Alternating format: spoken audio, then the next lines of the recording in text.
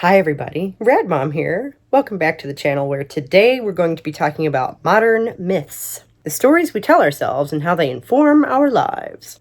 Who writes these stories and who interprets them for us? Our guide, and I use the term loosely, on this journey today is going to be Kaz Rowe. Witch Hunts as a cover for misogynist persecution is a story created over centuries by an expansive web of historians, Who some of you may know from her YouTube channel, who I've definitely seen her videos around, but I didn't really know a whole lot about this person. We're going to learn some about that. We're going to learn some about modern myth making, and we're going to learn a little bit about medieval history and witchcraft. So buckle up.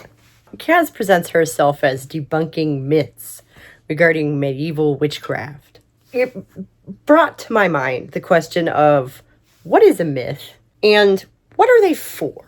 How does the way we interpret history inform the way we see the world? And should we be looking at this through the lens of queer theory? Obviously, I'm going to say maybe not.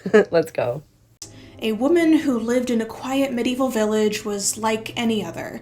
She made herbal remedies and also acted as a midwife. Perhaps she even helped educate women on sexuality, or she's secretly a peaceful pagan. So Kaz is going to use a whole lot of medieval set dressing to set the scene for us. Describe for us the archetypal story that we would all know. The mythical version, if you will. Maybe she just had too many opinions. Now that's not allowed of a medieval peasant woman, right? So her neighbors bring accusations of her to the church.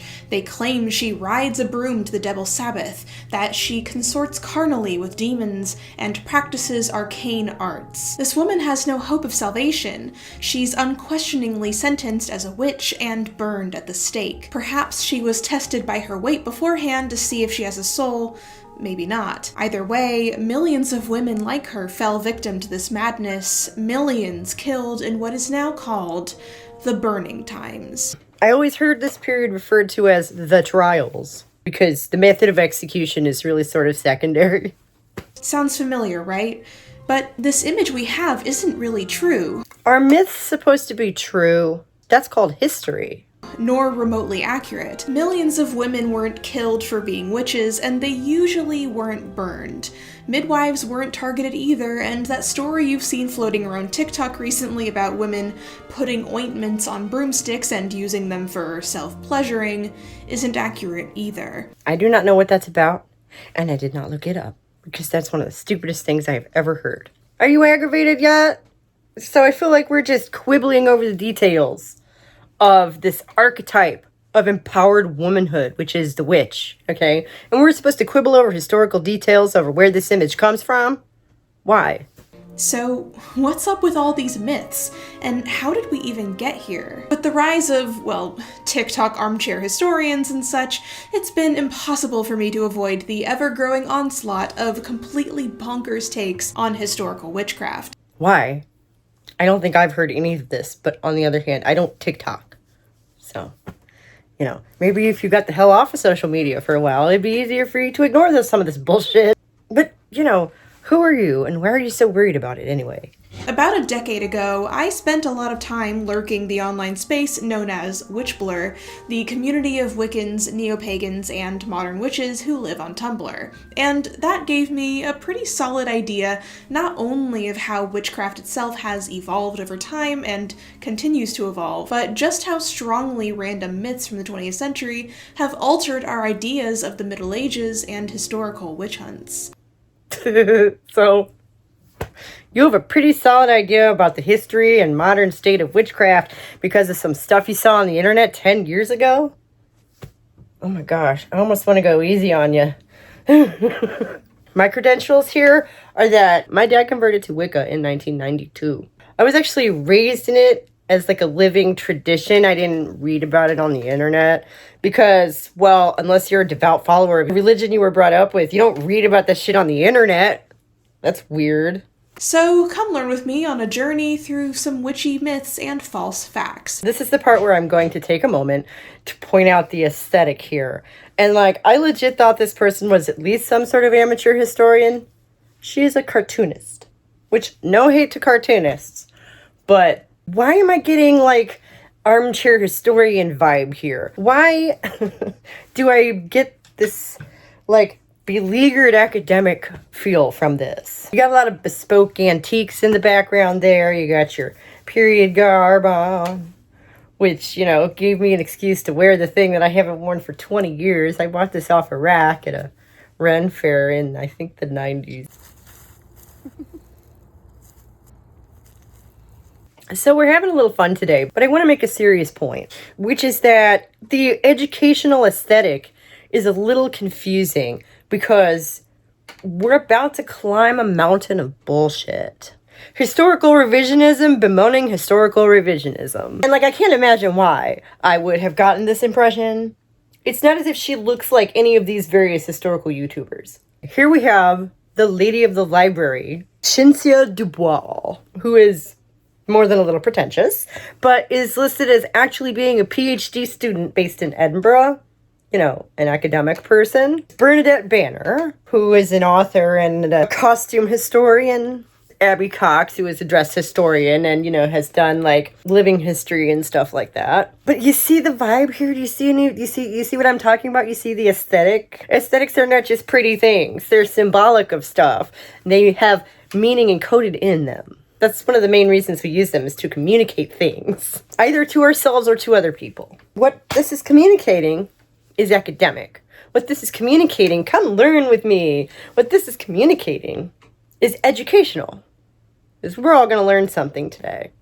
And yeah, you might, but probably not from her. Let's get one thing clear before you all explode in fury. Yes, thousands of people, men and women, were executed for supposed witchcraft over the course of nearly 1,000 years. But no, not the millions that people claim. And these people weren't actually persecuted for genuine witchcraft. And right off the bat, we're going to minimize the whole thing.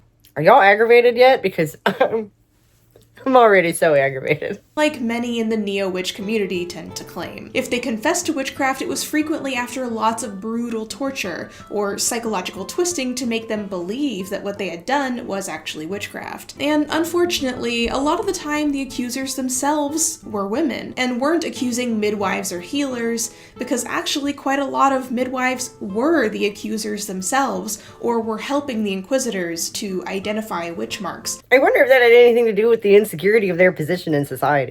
What makes this such a hard pill to swallow for a lot of people, and also why the myth of the helpless, innocent witch or midwife being burned by men is so attractive, is because the truth is so much more complicated than the myth is. Truth often is more complicated than myth.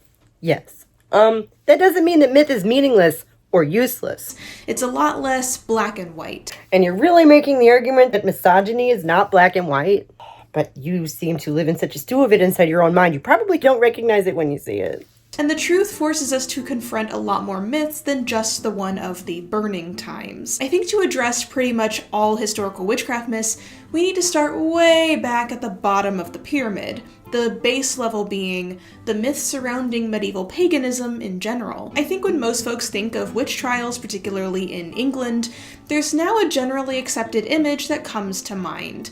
Peasant women who followed an ancient remnant form of paganism despite the spread of Christianity, and therefore were considered witches or considered themselves witches, and were henceforth persecuted and killed by the church.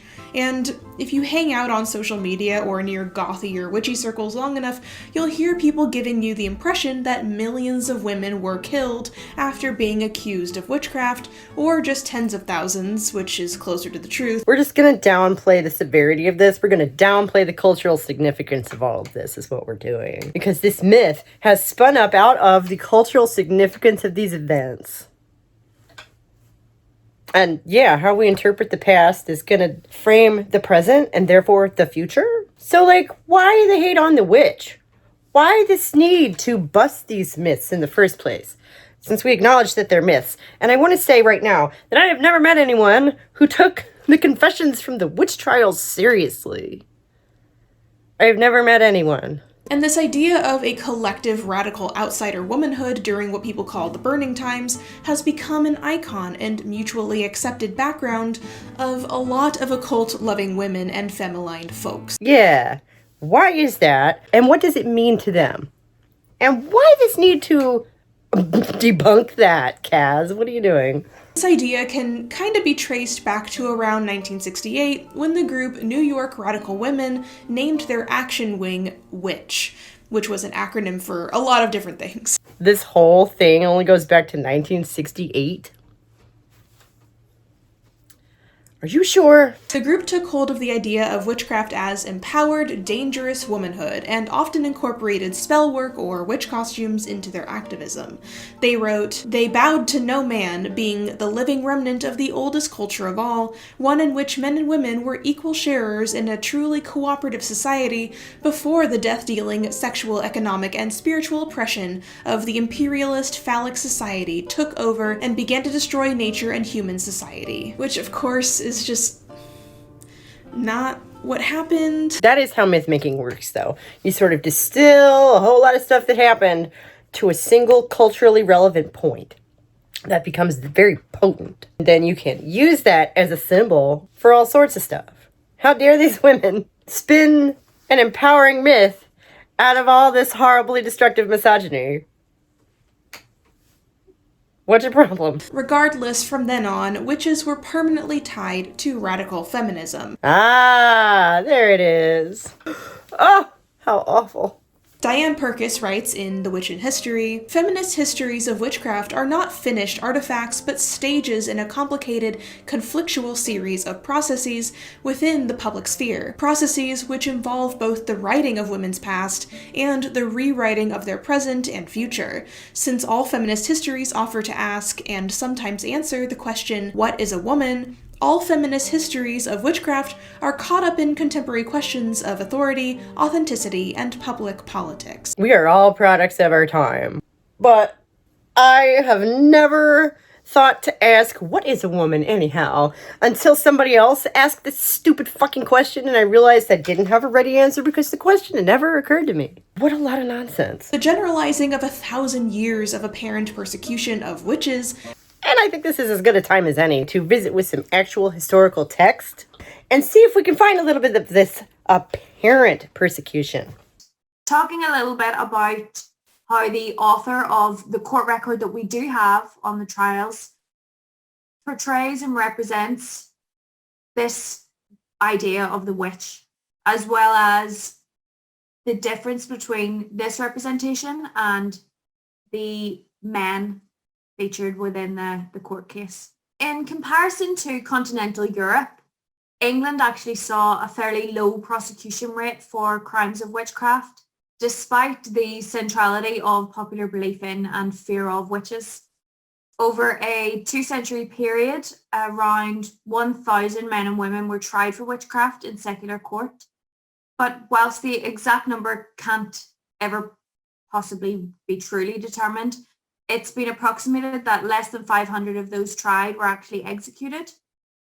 The trials at Lancaster and York resulted in a total of 11 individuals executed and one other individual who died in prison. And this trial at York resulted in a lot of local protests. So it was decided then that it was necessary to publish the whole affair in an attempt to justify the high prosecution rate.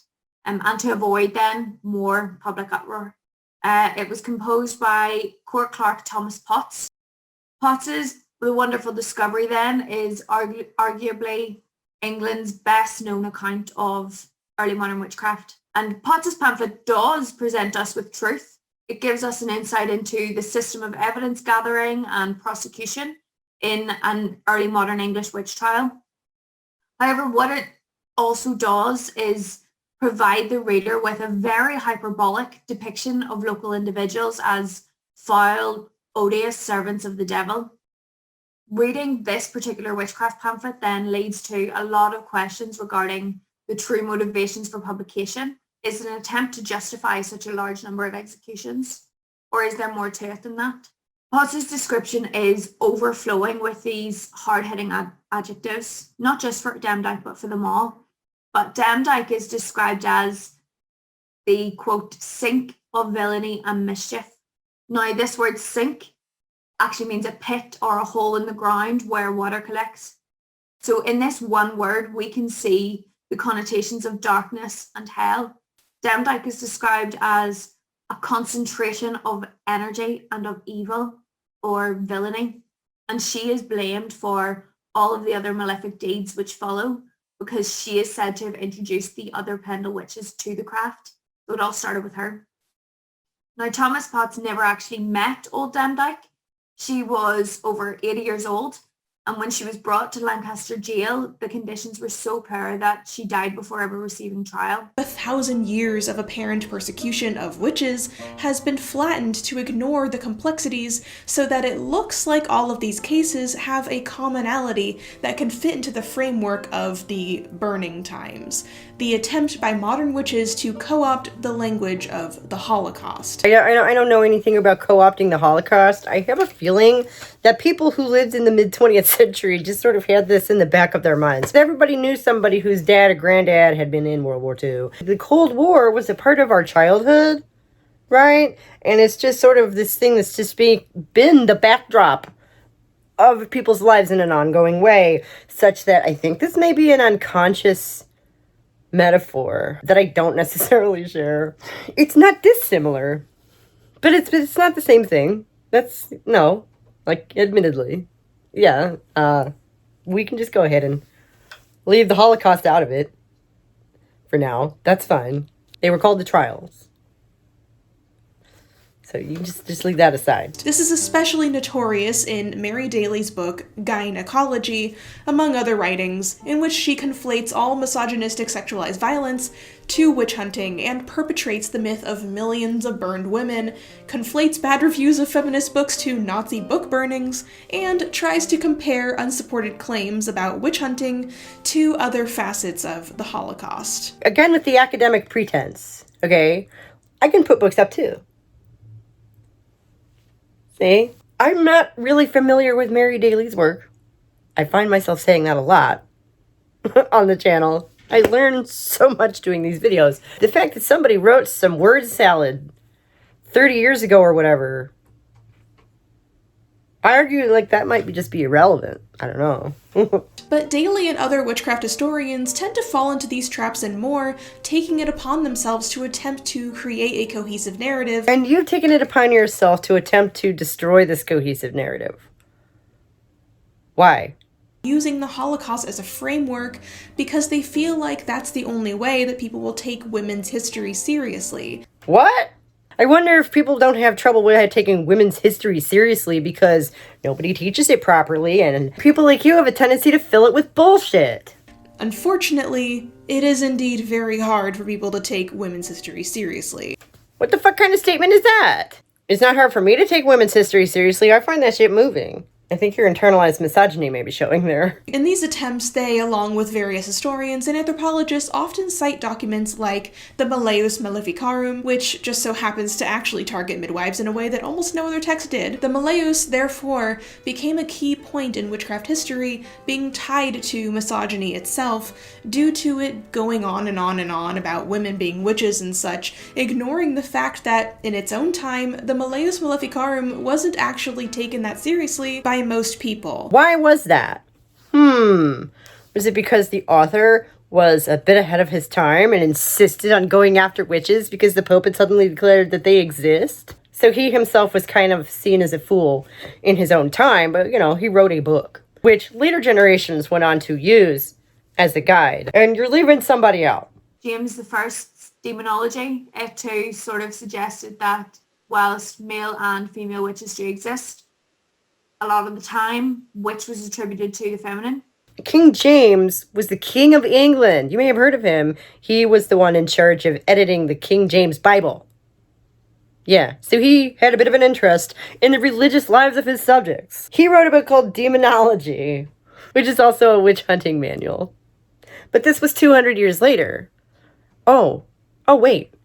This wasn't even the Middle Ages. But it, along with pop culture witchcraft of the last century, has still managed to inform a great deal of our ideas about how witchcraft was seen in the Middle Ages. The issue is, the very basis of a lot of these ideas is misguided or just wrong, and to understand that, we need to get a grip on the world of the Middle Ages and spirituality, which in itself seems like a space fairly foreign to modern religion.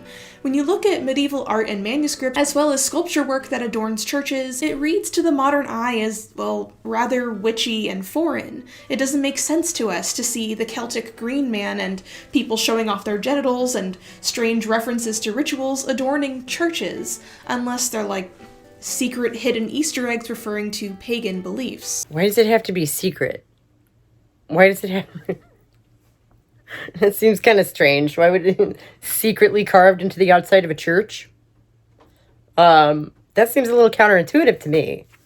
The last vestiges of Europe before Christianity clutched to the hearts of conservative peasantry.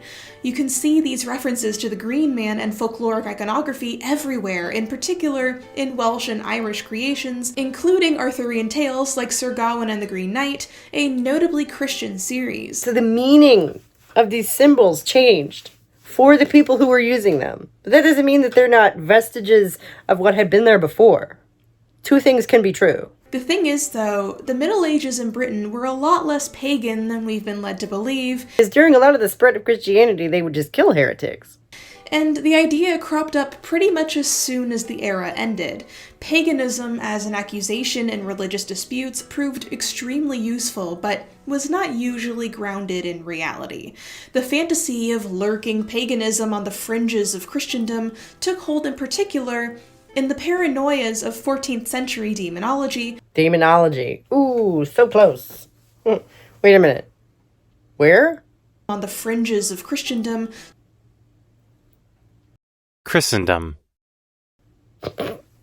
Which was very popular and gave birth to core texts like the Malleus Maleficarum, which was published in 1486 and was a text that was used to identify witches. And demonology. Oh, wait, no, but that was a couple hundred years later in the 17th century, which is, like the Enlightenment?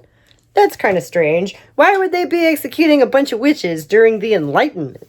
The 14 to 1500s also saw some early recognizable drawings and descriptions of witches, like this image from Les Champions des Dames by Martin Lefranc, circa 1440, showing what may be the first image of a witch riding a broomstick. What's with all this spiritual anxiety going on in the 14th and 15th century? What's all that about? Riding a broomstick, which we'll get into later. No, we won't.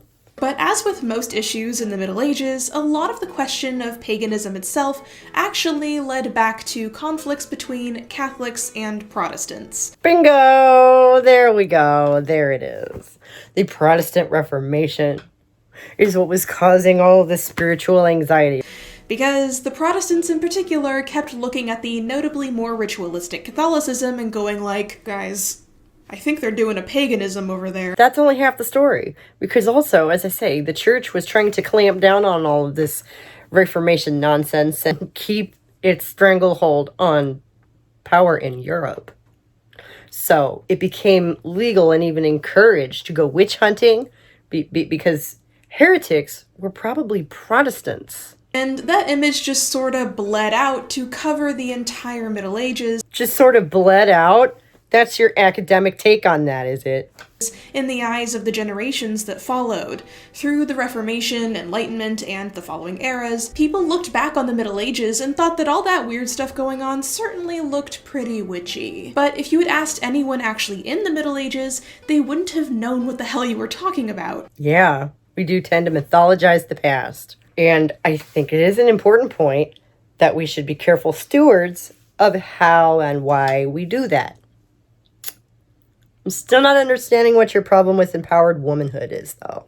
The idea of religious heretics being sorcerers evolved over literally centuries into the idea of the devil tricking weak-minded people into selling their souls in exchange for magical powers. Yeah, by the 17th century, it was really quite bad. Although this era saw women as inherently more weak-minded and easily tricked by the devil, referencing the Adam and Eve story, Male witches were not unheard of. What about the male witches? That the witch hunt says cover for misogyny is a myth.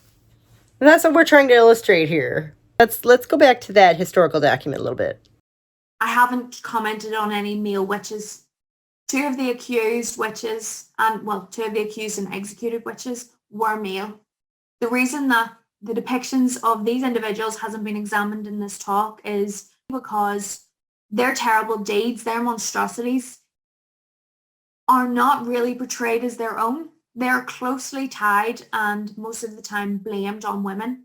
So James Device, for example, his terrible actions are described as being at the request or behest of his grandmother, Old Demdike, or his mother, Elizabeth Device.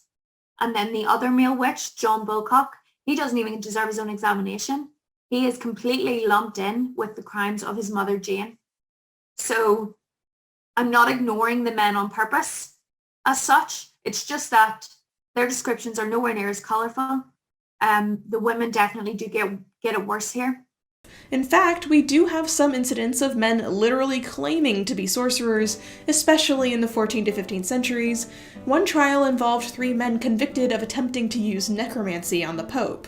Another incident involved 4 men who claimed that they could cure King Charles VI of France of his illness using magic and invoking demons. Some men making crazy claims does not prove anything. You're implying that this wasn't about pushing back on women's power in society, and you're forgetting something else that happened all the way back at the beginning of the 14th century was the Black Death, which wiped out easily half the European population. Okay, and all of a sudden there were a whole lot of jobs and not so many men to fill them. So women in the 14th century took on a whole lot more social and political clout. And then by 300 years later, what you're seeing is the massive pendulum swing from that. The clamping back down of patriarchal power on womanhood and culture. Yeah, that's what it is. Potts repeatedly refers to these accused individuals not as women, but as witches, or more often than that even, creatures. His descriptive embellishments of accused witches, of their examinations and trials, makes them less than human. They are, and I quote, odious creatures or bloody monsters and nothing more. I've got another quote. I want you to think about it. Potts calls Demdike an agent of the devil and states that, quote, no man escaped her or her furies, and certain it is, no man near was secure or free from danger, end quote. Did anyone notice his choice of wording here? The repetition of no man. So Old Demdike, this 80-year-old woman, who lives with her family in a very small house in Pendle, this woman, Demdike, is not just a threat, not just a terrifying witch, but a threat to all men. So it's a lot to put on this one woman that he's never met. So although it was believed that witchcraft was a predominantly female weakness, there were certainly male witches, and as a result, they were seen as inherently feminized. Not female or homosexual, but feminized. Right, because that's not misogynistic. Insulting a man by calling him by saying he's been feminized, that's not misogynistic at all. The construction of witches and witchcraft as not only an all-female but uniquely medieval phenomenon, as well as witch hunts as a cover for misogynist persecution, is a story created over centuries by an expansive web of historians. They wouldn't recognize our modern witch archetype, I guess is what you're implying here. Let's go back to the source. Her crying sins, according to Potts, took away all sense of humanity. And yet the focus is often on her appearance as a withered and decrepit crone of a woman. So in this sense, both Demdike and Chattox represent this stereotypical witch of the period. When we think of the witch figure in early modern art, we most often see this horrid, shriveled, ugly crone, like this example on the screen by Albrecht Dürer. Potts never met Old Demdike, so he couldn't comment on her appearance, but his descriptions of Chattox in this way seem to be a deliberate attempt to appeal to popular belief and popular fear. By highlighting her appearance in such a deliberate way, Potts is actually reducing her character and associating her with the stereotypical witch of the period so that the reader will automatically think, ah yes, an old woman, clearly a witch. Andrew Gow writes in Male Witches in Early Modern Europe, meanings are made, not found. Roland Barthes has argued that creating meaning is the essence of what historians do. But that's not the only stereotype that we look at. The most odious act of a female witch, according to Thomas Potts, is her drawing of her children and grandchildren, as is the case with Demdike and Chaddocks, into the craft. So forsaking their souls and turning them away from God. Essentially, the witch then is damning her own kin. So in this sense, she is the monstrous mother, an anti-maternal woman who would sooner commit infanticide than nurture, and who cares not for the maternal roles assigned to her by society or by human nature, but instead cares for the devil and for, her own malefic craft. Now, this notion is present not only in witchcraft pamphlets of the period, but in drama too. So if we think for a moment about one of the most well-known plays of the period, Shakespeare's Macbeth, our first instinct is to think witch, Macbeth, the Weird Sisters, but actually the character of Lady Macbeth here is much more horrific in this instance because she represents this idea of the monstrous mother.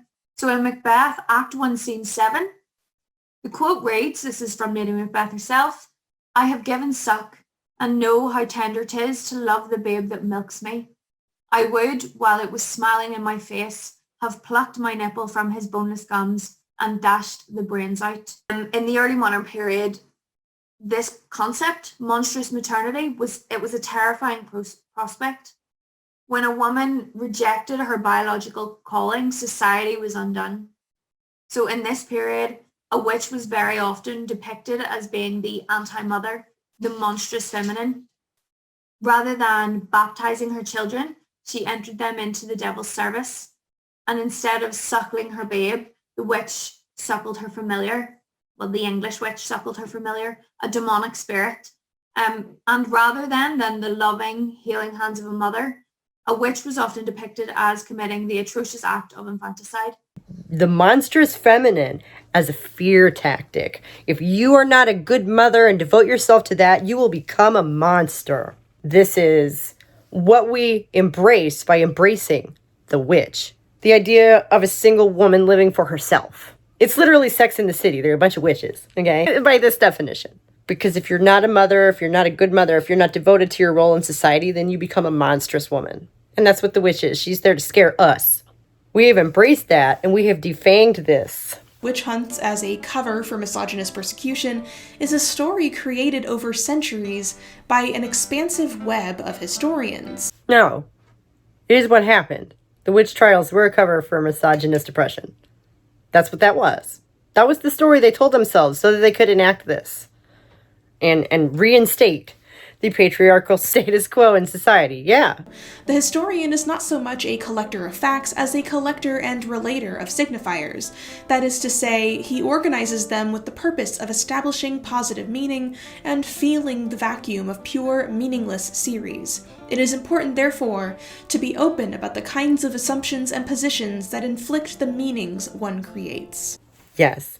You have to check your own biases when you're telling someone else's story. I feel like that's a much more succinct way to say that. The sequence of events that is history has no meaning. I mean, maybe not essentially. I mean, it had meaning to the people who did it. It's really got too much meaning to make any sense. It doesn't have one coherent narrative. That doesn't make it meaningless. Sometimes the places I find nihilism just really startles the shit out of me. The very prevalence not only of male witches in history, but also the considerable agency that a lot of the actually existing self-proclaimed witches or magical practitioners had, honestly should raise a lot of questions. Considerable agency. Demdike is described as a concentration of energy and of evil or villainy, and she is blamed for all of the other malefic deeds which follow because she is said to have introduced the other Pendle witches to the craft. So it all started with her. Now, Thomas Potts never actually met Old Demdike. She was over 80 years old, and when she was brought to Lancaster jail, the conditions were so poor that she died before ever receiving trial. This is one of the most famous trials in English history. This is the Pendle Witch trial. What, Kaz, honey, what are you talking about? Also, the considerable agency that a lot of the actually existing self-proclaimed witches or magical practitioners had honestly should raise a lot of questions about the quest to relate historical witchcraft to modern-day girl-boss feminism. I mean, you're right about that. If you were actually saying what I thought you were saying before, which was that these poor impoverished women being tormented and abused by their society is maybe not the greatest thing to use as inspiration for your personal business, but I'm not sure what you're saying. But we all know how the story goes with historical revisionism, especially when the Victorians get a hold of it. We live in the era of posthumous transing. Statues in museums are having their pronouns changed. Historical revisionism. We're living in it. We're looking at it. Lady doth protest too much. The 19th century became very attached to a romantic image of the Middle Ages that only marginally had to do with the actual era. Because of this, a lot of 19th century artists and writers started getting super interested in paganism, witchcraft, folklore, and spirituality outside of Christianity. And why was that, Kaz? There was something enticing and romantic about the idea of ancient magic, and people really latched onto it. Something enticing, and I'll tell you what that was. Pre-industrialization. Like, for example, in Jules Michelet's book La Sorcière, published in 1862, which covered an extremely romanticized and not really accurate history of witchcraft. Books like this, in combination with the works of Victorian folklorists, cemented the idea that in the Middle Ages, the peasantry were clinging to ancient paganism under the guise of Christian practices, and therefore, anything in medieval relics and art that people deemed weird was immediately associated with pagans. And we've established how, culturally, they held on to these symbols. They took on new meanings. Okay, so did they realize that they were holding on to vestiges of paganism? I don't think so, because being a pagan was enough to get you killed as a heretic. That's obviously not to say that no one was practicing paganism in the Middle Ages. That would be stupid, especially outside of Western Europe. A great number of European countries and cultures remained pagan as late as the 17th century or later. Many countries around the world remain pagan to this day. But the thing is, the word pagan itself is not really a specific term. Because that's not true. Again, I was actually brought up with this stuff, and I have long understood the word pagan to mean religious practices existing outside of the Abrahamic traditions. So Hinduism is pagan. Taoism is pagan. All the Native American faiths are pagan because it's not Judaism, Christianity, or Islam. And what I'm mostly trying to address here is the idea of the Middle Ages that has infiltrated pop culture, one that does focus on Britain and France and those surrounding areas, because naturally, that's the mental idea that we have to contend with now. I too enjoy addressing the image of the witch that has infiltrated pop culture. Sometimes that shit is really aggravating. Like right now, and all you're doing is making it worse. That's the bias of tangible history, right? We can only prove what we know with what we actually have. We have to deal with what we've got. A practical approach. I like it. We can see this example again in the woodcut attached, where a witch can be seen sort of in the center, if you can see it. She can be seen dropping a baby into a boiling cauldron. This is a common image and a common motif of the time, which is why the character of Lady Macbeth has often been argued as the play's fourth witch, and with good reason when we consider the popular fears of the period. With what has survived the ravaging forces of time. The reason that this is important then is that Thomas Potts once again seems to not only draw upon but really instill for the reader this popular belief and popular fear in order to portray these accused witches as villains. Just absolutely laying it on super thick, this stereotype that Kaz is implying does not exist. It wasn't a cover for misogynistic oppression. Right. I think that it was. I really do. And I think that the evidence is right there in black and white. Thomas Potts's hyperbolic language, once more, presents women as something other, something monstrous, and something worthy of public fear. And surely the church did erase what it disagreed with. Here's a surprise for you. The church was really not the one who persecuted most of these witches. That was the government. The secular court is who tried these women. The church was kind of in the wings, for the most part, cheering the stuff on and giving them ammunition.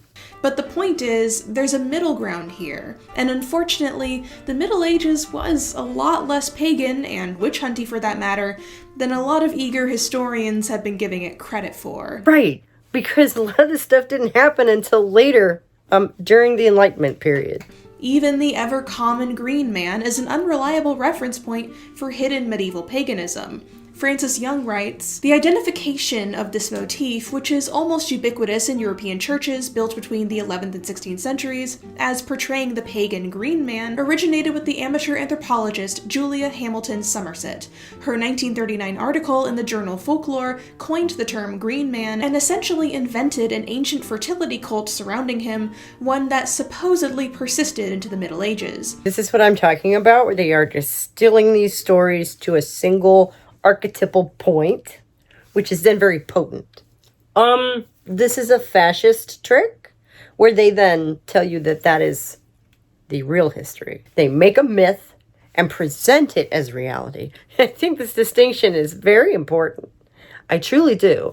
And I wish that maybe you'd focus a little bit more on that. Like, these myths can exist. They serve a purpose. The article appeared at a time of heightened interest in folklore, in British anthropology and letters, a trend begun by James Frazier's The Golden Bough, 1891, and continued by Jessie Weston's From Ritual to Romance, 1920, and other modernist studies, many of which misconstrued the mythological material in order to recover a coherent native pagan tradition. Somerset declared the Green Man's presence in churches proof that, quote, unofficial paganism subsisted side by side with the official religion of medieval Britain. Somerset's was, for decades, the definitive interpretation of the Green Man, influencing scholarly studies of the motif in folklore and medieval art and literature. More recently, architectural historians have acknowledged the speculative nature of her arguments. I don't understand why being speculative is necessarily a problem. There are some things that we cannot know. We don't have evidence about them. So then you have to speculate. Sometimes you have to. What is the Green Man? You're not going to tell us because nobody knows. So I guess her speculation is as good as yours, right, Kaz? For centuries, scholars would slap the pagan label on anything that they didn't agree on or understand. A lot of people are ignorant about what paganism is, just like a lot of people are ignorant about what the Middle Ages were. But, like, you said something about over 1,000 years. No, most of this stuff happened in the 17th century. Which admittedly was not during the Middle Ages. And those ideas have naturally stuck around to this day because historians kind of don't have the answers and maybe never will. So what is wrong with having speculative opinions? That's called making an educated guess. Sometimes you have to do that. Archaeologists do that when they're assembling dinosaur bones. Like, this is not wild stuff. The other problem is the fact that, realistically speaking, pagan is not actually a seriously functional term. Yes, it is. I've been using it most of my life. It gets used as an umbrella term to encompass any number of practices outside of Christianity. It is an umbrella term that encompasses everything outside of the Abrahamic traditions, which is Christianity, Judaism, and Islam. Those three are all related. Like, you didn't know that.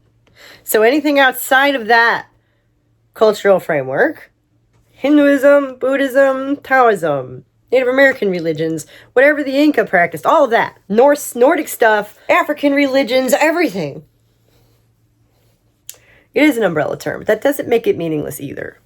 And these practices varied wildly by locale. They still do. The people doing these practices would not have identified as pagan back then, especially if they had been baptized and called themselves a Christian. Right, their practices varied widely, even though they considered themselves Christian. Why do you suppose that was, Kaz? Do you suppose it was because these people carried the cultural vestiges of their pagan forebears? Whether they knew it or not? What did those ancient practices and habits mean if you identified as a Christian? Honestly, not much. Did you just sit here and say that medieval people's religious beliefs didn't mean much to them? Boy, that's a hot take. I think it was terrifically meaningful to them, and I think that it meant something within a Christian framework. It doesn't mean that it wasn't holdover from pagan folkloric traditions. Christianity was practiced functionally in a diverse myriad of ways by medieval peasantry, and almost all of it was seen as valid. People started saints' cults, sacrificed livestock, created strange hybrid creature icons, and these were still considered Christian practices in these small rural communities. You're right, that shit doesn't sound pagan at all. I think you just made my point for me, didn't you? There wasn't a secret force of magical, mystical pagans lurking in secret, hiding their practices from the church, keeping traditions alive as resistance. Now that is true. That is the bullshit that, has been pulled from the trial confessions. Which again, I have never met anyone who took those as anything other than fever dreams made under duress. That's an idea that literally the fucking Victorians came up with, as usual. The fucking Victorians. What's with the hate on Victorians? Like, I'm writing a book set in the Victorian era, so I've been spending a whole lot of time with the Victorians lately. So I understand why somebody might hate the Victorians, but why do you hate the Victorians? I feel like that's not explained here. So you see, a lot of the most iconic cornerstones of ancient and medieval paganism in places like Britain are fairly recent interpretations. And yes, that's what a lot of them are. Interpretations. Oh, sad. Modern people still make myths. As long as we recognize them for what they are, what is your problem with that? This idea of creating something new and then attaching an ancient historical lineage to it applies to even more extreme cases too. Most infamously, with Wicca. Okay, Wiccans in the audience, I say this with love, but I know y'all like to tussle, so go ahead and go down to the comments and call me whatever nasty names you want, get it out of your system. It helps my engagement anyway. Okay? Y'all good? Oh my gosh. This disclaimer is why I'm not a Wiccan anymore. I don't want to be associated with those crazy people. Awesome. Wicca is not an ancient religion. True. I was not taught that it was. Maybe the group I was raised in was weird. They certainly would have identified that way. It was officially introduced in the 1950s by a British man named Gerald Gardner. Now, Gerald Gardner himself told everybody in the 30s that he got initiated into a witch's coven somewhere in Hampshire, and after that founded a coven with his wife at the country club that they owned. And Wicca essentially evolved there. At the country club. Gerald Gardner being a tool proves nothing. Men claiming crazy things proves nothing. But had roots in the previous few decades, with British folks trying to reconstruct a perceived historical paganism. Yeah, how dare they try and write some modern myths to counteract the void left by the erosion of theology, or to counteract the myth-making of fascists. I can't see any utility in that whatsoever. Wicca's root basis hinges on the myth of the Burning Times and a single cohesive pagan spirituality that hid in secret under the tyranny of the church, which admittedly was tyranny, notably pushed by a certain Margaret Murray, who, as we have established, didn't know what the fuck she was talking about. We talked about her last year in my Witchcraft Was Stolen video. That was my Halloween video last year. She's the lady, the academic, because having a degree is not a magic wand, we know this, who took the confessions from the witch trials seriously and put forth this idea that there actually was some sort of pagan cult. And I guess it would have been the 17th century, which again is not the Middle Ages. Murray's ideas have since become ingrained in popular Wicca, like the idea of 13-member covens, or of witch priests, etc. Yes, her ideas became ingrained in Wicca because she was friends with Gerald Gardner, who created fucking Wicca. Wicca is full of bullshit from some man who was telling a bunch of lies to make himself look good, just like every other religion on earth. I'm not surprised. And Gerald Gardner was a huge fan of Murray's work.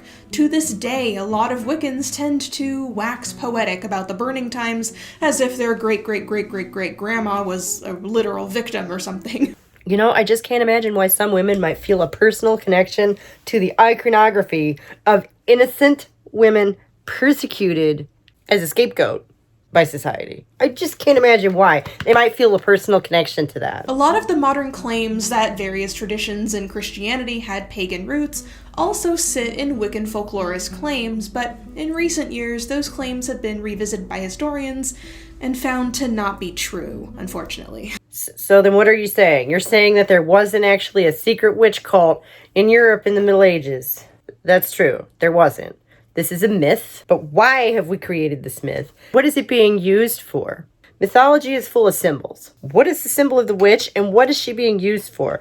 We're embracing the monstrous feminine, the monstrous mother, this idea that if you are not a mother, if you are not nurturing and fulfilling your role in society as a woman, then you are a monster. And we are embracing that archetype and inverting it. Because no, women's lives are so much broader than just motherhood, aren't they? Anything outside of that does not make you a monster. Kaz, honey, do you have some kind of problem with that idea? And Gardner's philosophies and teachings, I'm not gonna lie, were kinda whack in some respects. So Gerald Gardner was a tool. Does that mean that the archetypal symbol of the witch doesn't mean anything? He used it to great success. If anything, I would say that demonstrates the opposite of that. For instance, he was very homophobic and believed that men loved women by mastering them. Yeah, because women are so great at being mastered, aren't we? And he was very adamant that no homosexual witches exist. Yes, they do. I've met them. It is not ancient. Sorry. There was no witch cult in the Middle Ages. Here's the thing, though. The Middle Ages were also, honestly, a lot less scared of witches than we give them credit for. That's true, because it really wasn't until the Protestant Reformation that started stirring the pot, or the cauldron, if you will. If you look at medieval trials and court documents, a lot of the time people accusing someone of witchcraft were called fools by the church, and sometimes even punished themselves instead. This was not the church who would be doing the prosecuting, but also, yeah, the church completely flip-flopped its position on the existence of witches during the late medieval period. They went from saying that they did not exist, and so there was nothing to worry about, until, wouldn't you know it, during the Protestant Reformation, all of a sudden witches were out there and you needed to get them. But odds are, if you were actually getting got by the church and sentenced, it was for perceived heresy, not necessarily witchcraft. Joan of Arc was literally burned at the stake for heresy in 1431. You know, it's the 15th century. That's the period you're talking about. You're right, though. She wasn't burned as a witch. So I guess technically she doesn't count, right?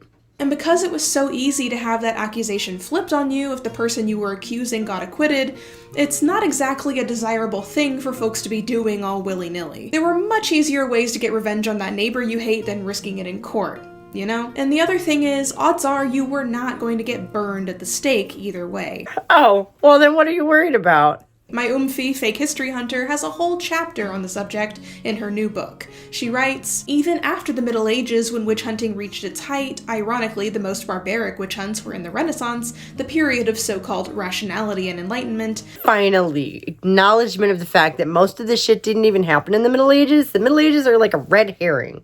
In most cases, witches were hanged, drowned, buried, or boiled alive, and so on. But, you know, as long as it's just hanged or drowned or boiled, what are we even talking about, right, ladies? And in many cases, even if a witch was burned, they were first strangled. So much better than getting burned, I'm sure. So in the Reformation era, there was a lot of flip-flopping going on as people, amidst a society filled with fear and religious turmoil, struggled to figure out what a witch even was and what they could actually do. Men, too, were called witches. In fact, at first it was mostly men getting accused of witchcraft because they were more likely to read and could therefore be dabbling in arcane tomes. Yes, but they didn't make as good a scapegoat for the cultural growing pains after the Black Death as women did. As I say, women were out front and center in a way that they had not historically been. And men also had this kind of fallback, the bro society, the patriarchal attitudes that were still ingrained in society, and they simply had to enforce them. Gosh, how do you suppose you would do that? Have to get pretty brutal, I guess, right? But then, of course, it flipped to accusing more women because original sin and lust and all that. Misogynistic values built into the foundation of Western society. Right, that's all they had to do was invoke that. And you know, women feel that fear in our own hearts because we were raised in this society too. It's called internalized misogyny, and it's what you've been demonstrating for us this whole time. With your reaction to this symbol, this archetype of empowered womanhood. No, she's supposed to be a monster. Because as a non-binary person, you've publicly rejected womanhood altogether, right? You wouldn't want to think that there was anything valuable in there. Speaking of sin and lust, what's up with those flying ointments we keep hearing about on social media? Here we go. I am not gonna comment on... There were indeed ointments in history with psychoactive properties, but at some point 600 years ago, theologians began to refer to a certain witch's ointment, which was made of the flesh and blood of murdered children. I think it goes without saying that this was obviously made up, but the story kind of spiraled from there. So in this period, a witch was very often depicted as being the anti-mother, the monstrous feminine. Rather than baptizing her children, she entered them into the devil's service. And instead of suckling her babe, the witch suckled her familiar. And rather than the loving, healing hands of a mother, a witch was often depicted as committing the atrocious act of infanticide. They were not used in the way that would be described in the 70s by Michael Harrison in his book The Roots of Witchcraft and Michael Harner in Hallucinogens and Shamanism. In his book, Harrison writes, the ointments were taken percutaneously in a water solution or ointment raises an interesting suggestion in respect of the famous witch's broomstick. It doesn't raise that question for me, but I think it raised something for that fellow. And sometime later, Harner writes in his own book, the use of a staff or broom was undoubtedly more than a symbolic Freudian act, serving as an applicator for the atropine-containing plant to the sensitive vaginal membranes, as well as providing the suggestion of riding on a steed, a typical illusion of the witch's ride to the Sabbat. The 1970s were horny as hell, you say? Yeah, that checks out. Allegedly, these claims go back to Giordano de Bergamo's Inquiry into Witches from 1465, but if you go back to the literal quote from that, it doesn't actually refer to the witches doing anything necessarily sexual with the ointment and brooms. In fact, no historical document which mentions witches' brooms or any other tool ever refers to them being used for sexual purposes. It's funny because I had never heard this. I have no comment. I have no trouble believing that this is not true because you're the one who told me about it, Kaz. So I guess we did learn something today. The myth was further pushed in enemy of the channel Margaret Murray's book on the witch cult of Western Europe, a book notoriously full of misinformation and lies. At least we agree on one thing. And since has been the source of a huge number of pervasive myths. But you can see why the folks of the groovy 60s and 70s, fresh into their acceptance of girl boss witchcraft and drugs, and the Burning Time story, would be so excited to hear about psychedelic flying ointments that medieval women apparently used to jerk off. Again, confirmation bias. So we can blame boomers for this one too? Sweet, I'm on board for that. But I'm sorry to tell you, it's just not true. And the concept of a witch's ointment itself is just as fantastical as the fearful stories of the witch's Sabbath itself, in which witches flew to meet the devil, have sloppy demonic sex, and plot to overthrow Christendom. And this was always the key problem for me. Again, being raised Wiccan from the time I was a kid, there is no devil. He's not a character. He doesn't exist. So this whole flying to do anything with the devil was obvious garbage, even to my 7-year-old mind. Like, those two things are clearly not the same. Anyway, it's of course all fun and games to make memes about like, oh, my music taste or my outfit or my behavior, yada yada, would get me burned at the stake for witchcraft in the Middle Ages. Not really. No, it's not fun and games. This is not my natural hair color.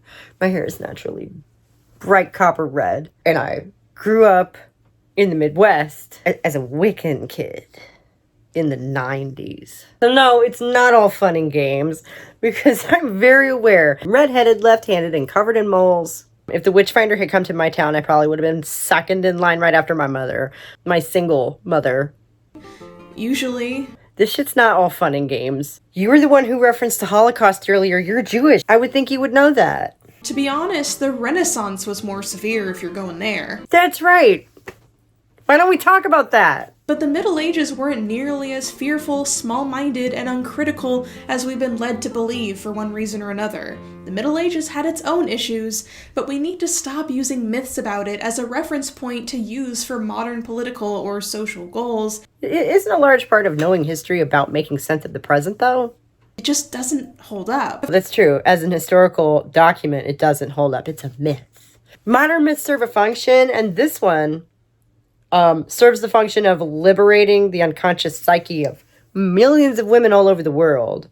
Because the idea of the monstrous feminine, the anti-mother, was used to put us back in our place. So the fact that we have collectively essentially decided to embrace it and defang that of its power to frighten us is all to the good, isn't it? Of course, there have always been pagans in some form, because historically that word doesn't mean anything specific. Yes, it does. It means non-Abrahamic. You can look things up, right? You have the internet. I don't understand this. It's okay if you've never heard anyone use a word before. There have always been people interested in witchcraft. People were indeed killed after being accused of witchcraft. Yeah, it's really no big deal, though, right?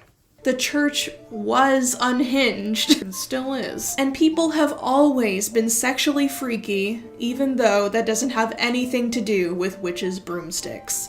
That's true. Can we leave it at that? There are beads of truth sewn throughout this story, but how they've been strung together is where the problem lies. I don't necessarily have a problem with most of this. Why do you? In the end, what do we make of all this? The history and historiography of witchcraft and witch hunts is a prime example of the myth of progress. We are not now, nor have ever been, smarter collectively than people of the past. You just described the opposite of that. The Victorians romanticized the Renaissance because it was the pre-industrial period, time of innocence, before industrialization. It's this idea that in olden times, people knew ancient wisdoms that we have forgotten, which is the inverse of what you just said. Like, Kaz, you can't just say stuff. All we have is the privilege of gained collective knowledge and resources, but a key factor in our own folly is history and the mismanaging of history itself. Mismanaging? I think your attempt at historical revisionism is transparent, and I think your political reasoning behind it is obvious. As a non-binary sapphic person, and a cartoonist, which is incidental, but she's not an academic, or a historian of any kind. Neither am I, but I make no pretense of that. I'm not even wearing my glasses today. The trials not being truly medieval only demonstrates that they were a reaction to the social upheaval of the preceding centuries of the late medieval period. You're just sort of rearranging all these pieces and trying to obscure the picture that has been drawn from them. But it was a cover for misogynist oppression. That's exactly what it was. That part's not a myth. That's the kernel of truth that the myth rests upon. That is why that myth resonates so hard. Andrew Gow continues, historians not only study the past, we also make it. Much of what we think about witches comes from the above-mentioned traditions of Enlightenment and Romantic scholarship. Much of what we think of as witch trials happened during the Enlightenment period. So what you're saying is much of what we think about witches comes from period documents? What? To both camps, the witch provided a useful test case, a means to prove a broader set of ideas and values using an unquestionably important phase in the common Western past. If pre-Enlightenment Europeans were so fatally wrong about the existence of witches, then the rest of their worldview must also be suspected of the worst inconsistencies. It has been used this way, but that's not what you've described here. In the case of feminist liberation, they're used more in the context of look at these innocent women and how they were persecuted just on the basis of their failure to adhere to feminine gender norms. Which I would think, again, would be the sort of thing that would be strike close to your heart there, Kaz. Oh, wait, I'm sorry. You're not a woman. You're a non-binary person. Medieval witch hunts are used constantly ever since the era ended as a prime example of look how stupid people were back then and look how smart and progressed we are now. But when you really look at it, here's what becomes clear. We are now and have always been exactly the same. People in the Middle Ages were a lot smarter and more rational than we give them credit for, and we today are a lot fucking stupider than we want to admit. Today, literally right now, millions upon millions of people are sitting on social media and falling tail first into every bit of propaganda that comes across their feed. Well, because it confirms their pre-existing biases. You are not immune to this. I am not immune to this. Every single day, people sit by and allow or enable atrocities to happen and not think anything is wrong. How is that different from ye olden witch hunts? The truth is, it isn't. That's right. You don't get to be empowered by the archetype of the witch because you're just like the witch hunters. Because you're just as susceptible to suggestion as any of those townsfolk accusing them. You can be the most critical person alive, and you will still fall for some sort of bullshit because it happens to everyone. So, what can we do? We can think critically about things, which I hope I demonstrate on this channel, if not offering a comprehensive case study, because that's probably not possible. There's an infinite number of ways to analyze any given topic, which is part of what I'm saying here, that you can reframe these historical documents, these historical events, if you want. I think the way that they've been framed by the people who wrote them themselves is pretty straightforward. And Potts attempts to instill this fear by assigning these monstrous qualities to these figures and by debasing them, making them seem less than human, less than women. Thank you so much for sitting with me today. It's been a bit of a long one this week, but I think it was worth it. Like the video if you did. Subscribe to the channel so we can all work together to bring feminism back into the real world, because we desperately need it. But I cannot sit by and let somebody try and pick apart one of my personal favorite symbols. I cannot let that go unaddressed. I think that it points to some really powerful modern symbolism. And the fact that, yeah, we do still create our own myths. We do still do that. We do still think the way ancient people did in a lot of ways. And these stories inform the way we live our lives. Focusing on something outside of motherhood in your life does not make you a monster. I have been Rad Mom. Thank you so much for joining me. I'll see you at the top of the hour for the live stream and discussion. I can feel it right now. It's going to be a banger. See you there. Bye.